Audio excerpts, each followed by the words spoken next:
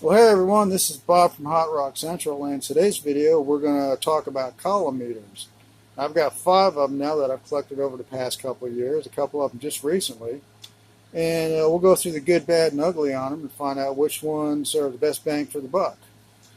And we'll start out showing you all the different ones I've got here. And the first one that I had in my system from the very beginning was one of these. And since then, I've added 1, 2, 3, 4, 5 more. So I've got a bunch of those. And then up here, I've had this since just about the beginning of the system too. This is a trimetric column meter, and this is a shunt-based meter, whereas the other ones are all censored.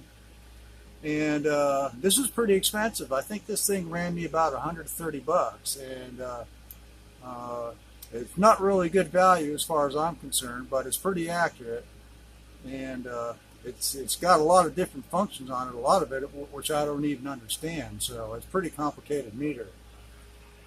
And then I've got one of these here on my battery banks,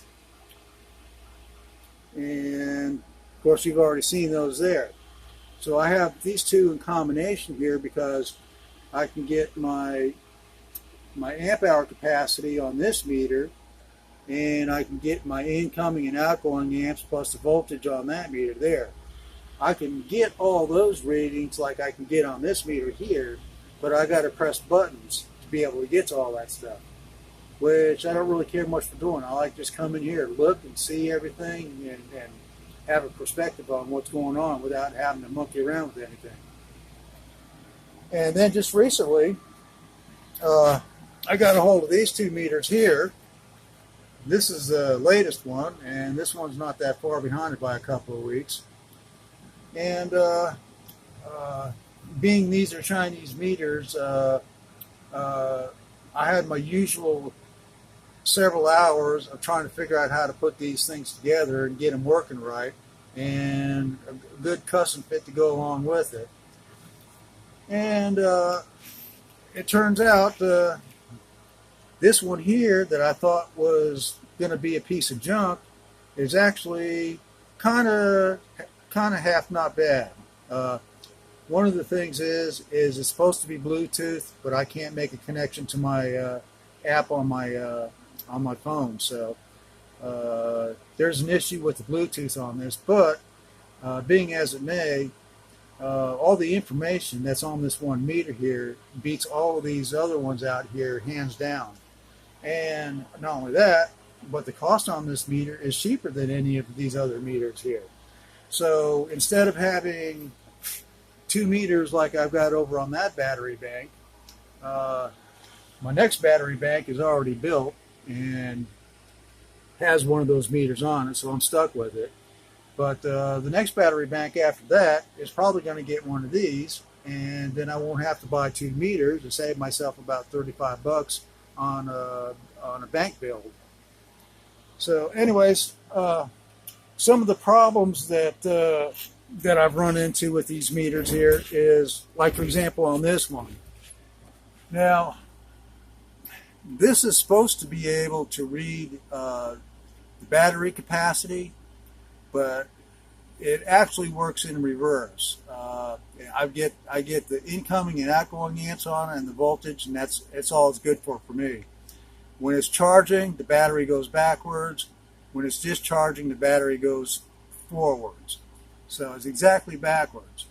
And for the life of me, I could never figure out what it was in the settings that I had to set to get it to work right. And it turns out it had nothing to do with the settings, it's the meter itself. And I'll tell you how I found out.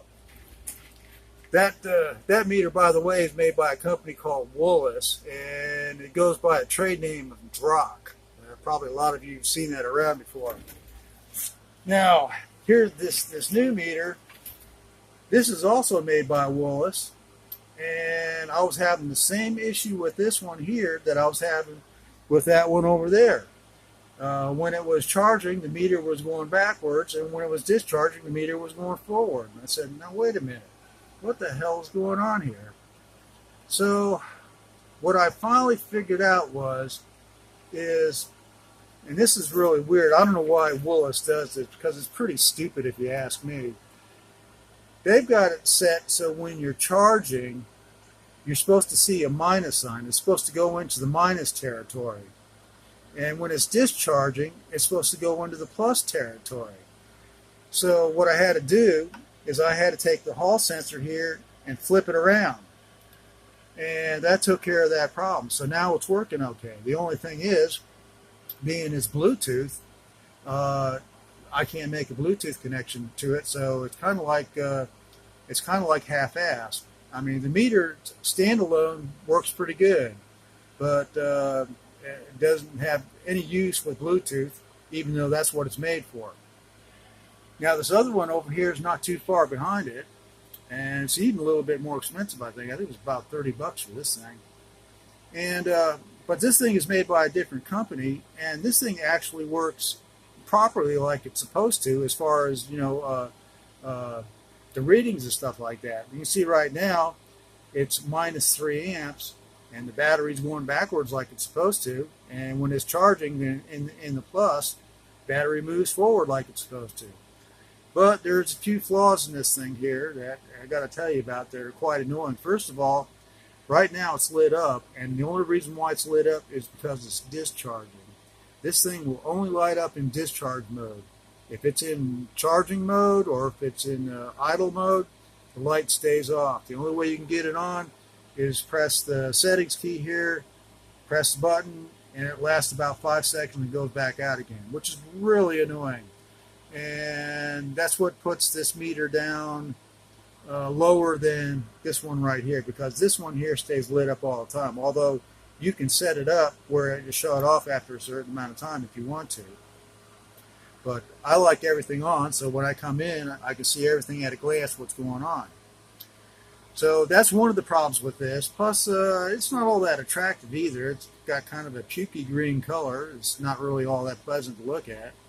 And the other thing is, too, is once you set these meters up, what I found out is basically the only settings you need to play with on these things is the amp hour capacity of the battery and the full voltage setting. And why that is because when you set the full voltage setting and the battery becomes fully charged, that automatically puts your battery to 100%. And then from there, once it starts discharging, it'll work like it's supposed to, reading the drain on the battery.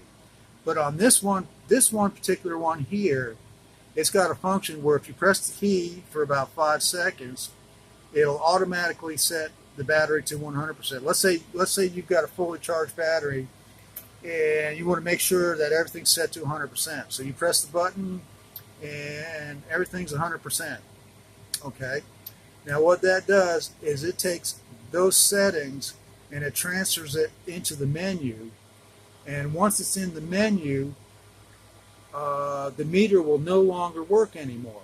Why that is, I haven't got a clue. I mean, it's some stupid programming error that they did when they made this meter. What happens is let's say it's 49.4 volts. That gets programmed into the full voltage setting on this meter here. And once it does that, then it will not register any drain on the meter. I mean, you could be 50% drain and the thing will read 100%. So it's got a major flaw in it, and it's not very attractive to me as far as a good meter to have on your system. So anyways, it looks like my future column meters are going to end up being these things right here. Hopefully, I've contacted Willis, and I've contacted them several times before and never get an answer back from them. So I don't really expect much different this time. But I want to try to see if I can get the Bluetooth working on this thing, because it'd be kind of neat to have that working. But aside from that, the meter all by itself, as cheap as it is, just standalone, being just a meter without the Bluetooth, is working pretty good, and beats all the others out as far as price comparison and the information you get off it. Like, for example, here you get how many watts are being used at the time, or kilowatts, depending on how much power is going out. There's your accumulated power there. Of course, that's your volts, and that's your incoming and outgoing amps. Of course, on this meter here, it's backwards, and that's the only way I could get this thing to work is if I put the hall sensor on backwards so that it works like it's supposed to.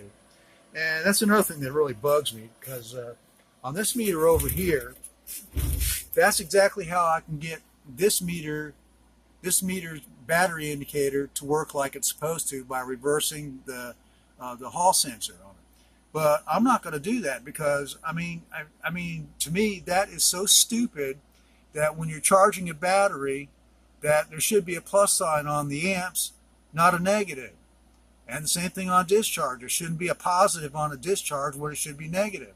So I mean, that really bugs the crap out of me that Willis, for some reason, thought that reversing the amp polarity on these meters was the proper way to ship these things out to their customers. I mean, it's so stupid, I can't believe it. Now, as far as this meter here, I would love Willis to get a hold of this video and watch this, and get a hold of me and get this straightened out, why this Bluetooth isn't working. Because right now, this meter to me, although it's pretty decent, it's half-assed. So I mean, Willis, if you want me to change my review on this thing, get a hold of me and get me a meter that actually works on Bluetooth, and I'll make a change on that. So anyways, there you go on the meters. I don't think there's much else I can tell you about it, except as far as the settings on this thing, one more thing.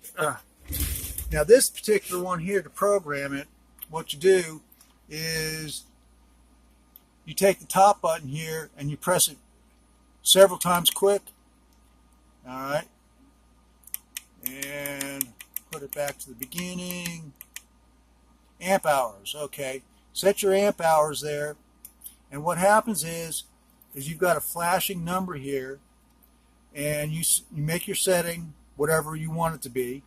Once that's done, then you wait a couple of seconds. It'll move over to the next setting. You change that. Same thing on the next one, and then on your fourth setting is the same thing. Change it to whatever you want it is. You want to. Then what you do is you hold the button down for about 5 seconds or more, and it throws that into memory, and it's set. Then the next thing you do is you go to your full voltage setting, and you just pretty much do the same thing. Set your full voltage setting, and once you get it set, before I finish with that, one thing you notice here, the first number rather, is offset from the other numbers, and why that is, I don't know. That's kind of dumb too, you know. When you get this meter, chances are that number right there is going to be a 2 or a 3 or something like that. So if you don't notice that and set your full voltage setting to what it's supposed to be, and forget about that number, it's not going to work properly. So that's one thing to look at on that. And then on this meter here, since this is the same brand meter, this pretty much works the same way. You press this button rapidly here. Let's see if I can do this so you can see the screen. Okay, there you go. And then you toggle through your menu and make your changes. And this works the same way that the other meter does. Is you set your setting from the bottom key down there, and once you get that set, wait for it to toggle over to the next one, make that setting, and once that's set, wait for it to toggle over to that one, and then you press the key for 5 seconds or more to lock it in, and you're done. So that's really all you've got to pay attention to on these Chinese meters here is the amp hour rating and the full voltage rating, because that's basically what operates these meters, how they work like they're supposed to. So anyways, I think that's all I've got to say about this subject. Thanks for watching, and if you have any questions or comments or anything, leave them down the bottom, and as soon as I see them, I'll answer them. And thanks for watching, and I'll see you all guys in the next one.